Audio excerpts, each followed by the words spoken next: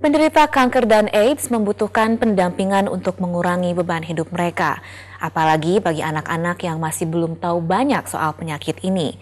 Sebuah yayasan mencoba melakukan pendampingan bagi anak penderita kanker dan AIDS yang akan menghadapi maut. Bagaimana mereka bekerja? Berikut liputannya.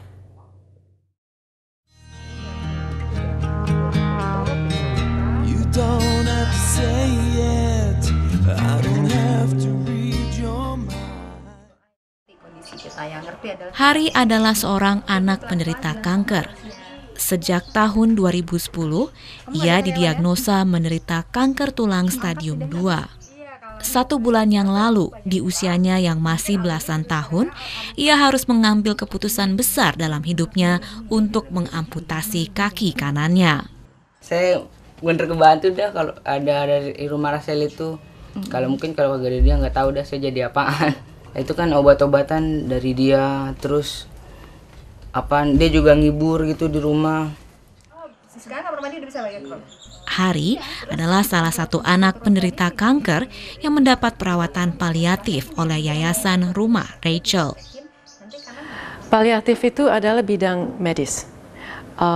Dan yang penting untuk perawat kita itu yang di Rachel House Training adalah seorang perawat itu satu di equip dengan understanding penyakit. Jadi dalam Rachel House itu penyakit kanker dan penyakit HIV.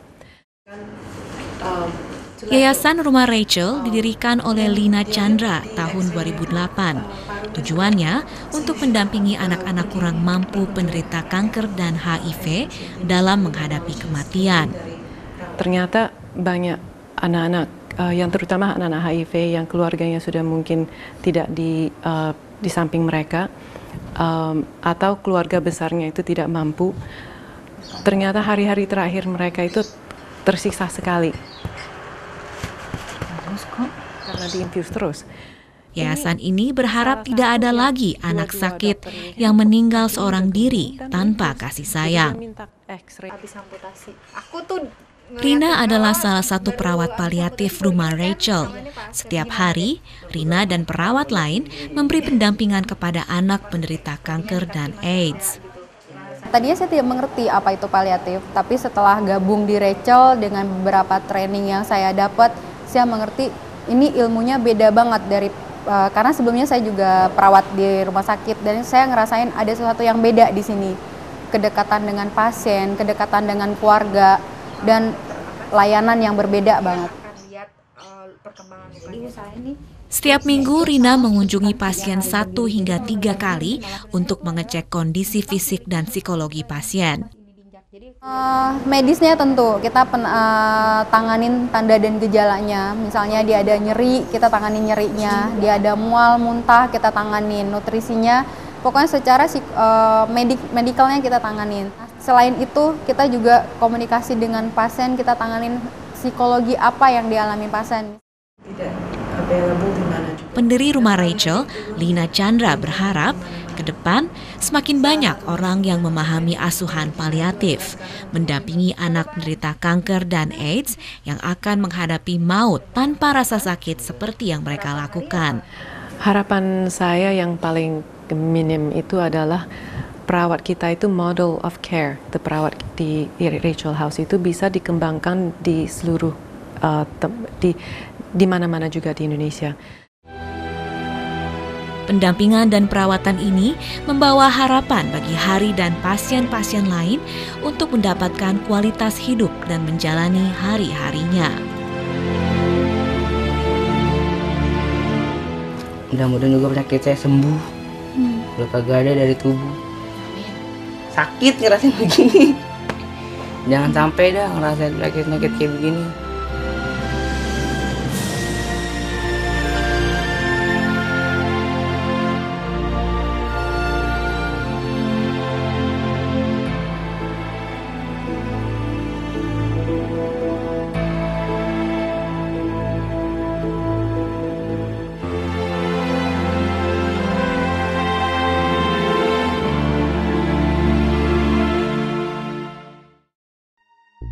Pada tahun 1975 dikeluarkan sebuah fatwa yang melarang ajaran Ahmadiyah Qadian di Malaysia. Ahmadiyah dinilai sesat dan bukan bagian dari agama Islam. Sejak itu, komunitas Ahmadiyah di negeri ini terus-menerus dipojokkan. Bagaimana kehidupan anggota Ahmadiyah di Malaysia? Berikut liputan dari Malaysia Kini.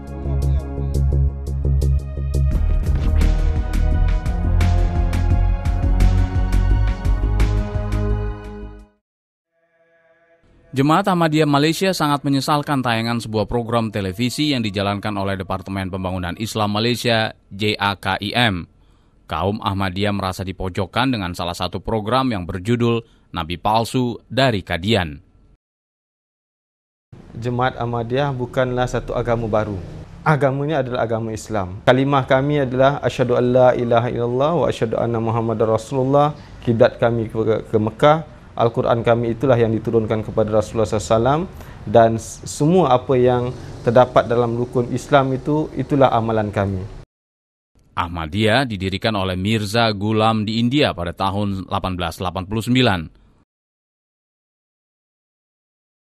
Setelah Mirza Ghulam meninggal pada tahun 1908, sekarang Ahmadiyah dipimpin oleh penerus kelima, Saidina Mirza Masrur Ahmad. Ajaran Ahmadiyah sudah masuk Malaysia sejak tahun 1930-an. Pertama kali ada di Selangor, hingga saat ini Ahmadiyah di Malaysia memiliki sekitar 10.000 anggota. Namun mereka hidup sebagai minoritas.